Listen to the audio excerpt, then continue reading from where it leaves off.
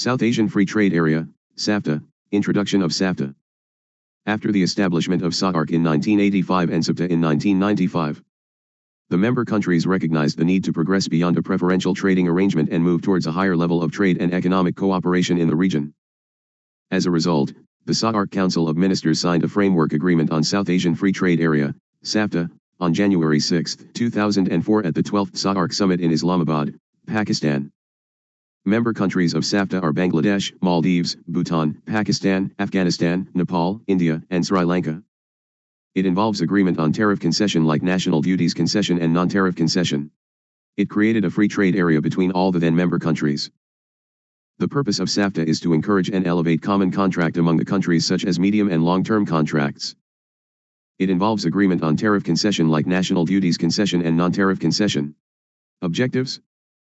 The objectives of this agreement are to promote and enhance mutual trade and economic cooperation among contracting states by, inter alia, eliminating barriers to trade in, and facilitating the cross-border movement of goods between the territories of the contracting states, promoting conditions of fair competition in the free trade area, and ensuring equitable benefits to all contracting states, taking into account their respective levels and pattern of economic development, creating effective mechanism for the implementation and application of this agreement, for its joint administration and for the resolution of disputes, and establishing a framework for further regional cooperation to expand and enhance the mutual benefits of this agreement. Principles: SAFTA shall be governed in accordance with the following principles. SAFTA will be governed by the provisions of this agreement and also by the rules, regulations, decisions, understandings and protocols to be agreed upon within its framework by the contracting states. The contracting states affirm their existing rights and obligations with respect to each other under Marrakesh Agreement establishing the World Trade Organization and other treaties/agreements to which such contracting states are signatories. SAFTA shall be based and applied on the principles of overall reciprocity and mutuality of advantages in such a way as to benefit equitably all contracting states, taking into account their respective levels of economic and industrial development, the pattern of their external trade and tariff policies and systems. SAFTA shall involve the free movement of goods between countries through, inter alia, the elimination of tariffs, para-tariffs, and non-tariff restrictions on the movement of goods, and any other equivalent measures. SAFTA shall entail adoption of trade facilitation and other measures, and the progressive harmonization of legislations by the contracting states in the relevant areas, and the special needs of the least developed contracting states shall be clearly recognized by adopting concrete preferential measures in their favor on a non-reciprocal basis. Structures and principal organs of SAFTA. SAFTA has some important groups that make decisions. Council of Ministers. The Council of Ministers is the highest group in SAFTA. The trade ministers from each country meet and talk about what they should do. It provides policy guidance and direction to promote regional economic integration. Committee of Experts. The Committee of Experts has senior officials from each country who know a lot about trade. They are responsible for overseeing the implementation of SAFTA and resolving trade-related issues. Secretariat. The SAFTA Secretariat is located in Kathmandu, Nepal. It provides administrative and technical support to SAFTA. It facilitates coordination among member countries. Special groups. SAFTA establishes special committees on specific sectors or issues. This is to enhance cooperation and address challenges in those areas. These groups talk about customs, trade facilitation, agriculture, services, and investments. Instruments. The SAFTA agreement will be implemented through the following instruments: Trade Liberalization Program, Rules of Origin, Institutional Arrangements, Consultations and Dispute Settlement Procedures, Safeguard Measures.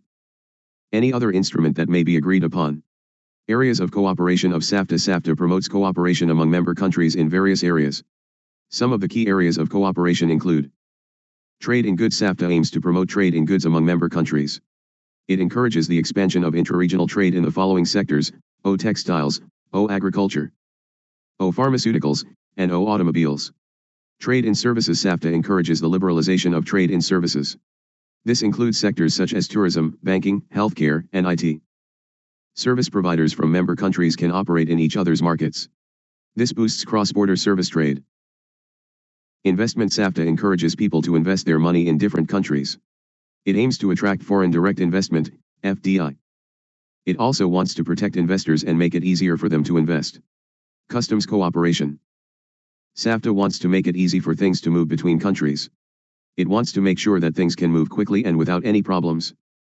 Member countries work together to simplify customs procedures.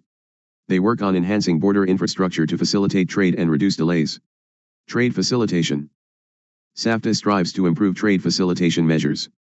The measures include, simplifying trade documentation, enhancing transparency, and promoting the use of digital platforms for trade-related processes. This reduces the time and cost associated with cross-border trade. It benefits businesses and promotes economic growth. Agriculture. SAFTA recognizes the significance of the agriculture sector in the region.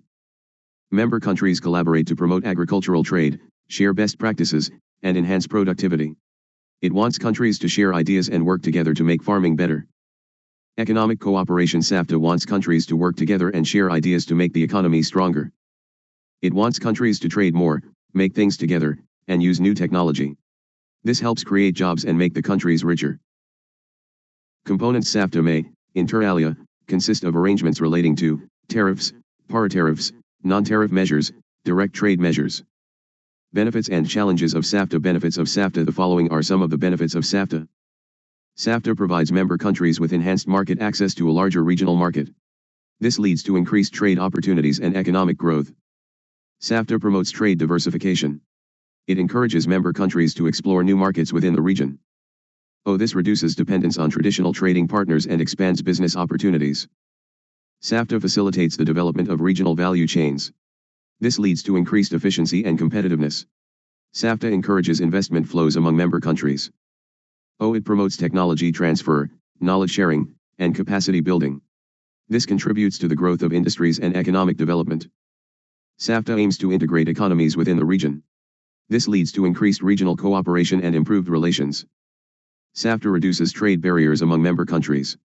This leads to increased trade volumes and economic integration in the region. SAFTA provides preferences to the less developed member countries. It helps them overcome their economic challenges and integrate into the regional economy. Political tensions and consensus gridlock. In spite of its aims, SAFTA is confronted with serious obstacles as a result of political tensions between India and Pakistan, which repeatedly sabotage regional summits and delay operational momentum. The consensus-based decision-making structure of SAARC further exacerbates deadlock, making trade initiatives hard to materialize. Non-tariff barriers, NTBs, as major trade impediments. Beyond tariffs, SAFTA trade is hampered by various non-tariff measures, NTMs, such as bureaucratic delays, technical standards, and customs red tape which inflate costs and undercut trade efficiency. These NTMs often outweigh tariff barriers in restricting regional commerce. Challenges of SAFTA. The following are some of the challenges faced by SAFTA. Non-tariff barriers continue to pose challenges to trade among member countries. Sometimes, there are too many rules and regulations to trade with other countries. It can be difficult to understand and follow all the rules. Inadequate infrastructure and connectivity hinder the smooth flow of goods. Some places don't have good roads or ways to transport goods. This makes it hard to trade with other countries. Less developed countries may face difficulties in adjusting to competitive pressures. This can make it harder for them to benefit from SAFTA. Sometimes, countries have political tensions and don't get along. This can make it difficult to work together and trade with each other. This creates obstacles to trade and economic cooperation. SAFTA's scope is limited to trade in goods, services, and investments. It does not cover other important areas, such as intellectual property rights. SAFTA focuses on some areas but may not help everyone equally. Some countries may need more support to benefit from the agreement. Conclusion. At last we will say that if the agreement is maintained full by the member countries, all the goods will start flowing across the border without any tariff and extra cost, and the price of the product will decrease significantly. The ultimate aim of the SAFTA is to create a South Asian Economic Union. At the moment it seems like a dream that can only be transformed into reality if all the member countries are willing to live up to their commitments.